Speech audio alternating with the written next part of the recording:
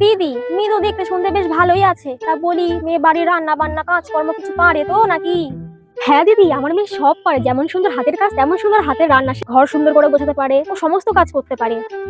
আচ্ছা, আমি কিন্তু ছেলের বিয়ে দিয়ে একদম ছাড়া হাত পা হয়ে যাবো, একদম পায়ের উপর পা তুলে বসে খাবো। তখন যেন আমি না শুনি যে মেয়ে এইটা পারে না, সেটা পারে না, ওইটা পারে না, তখন কিন্তু আমি এসব মেনে নেবো না। না না দিদি, আপনি অভিযোগ করার সুযোগই পাবেন না।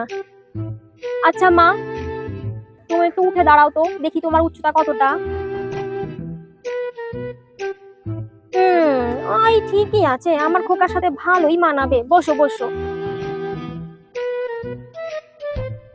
দিদি, বিয়ে তবে পাকা করছি, তবে হ্যাঁ, আমার খোকার জন্য একটা মোটর সাইকেল, 2 লক্ষ টাকা আর ঘর সাজানোর সমস্ত জিনিসপত্র আর মেয়ের গয়নাগাটি, এইগুলো যদি আপনি দিতে পারেন তবে কিন্তু বিয়ে পাকা।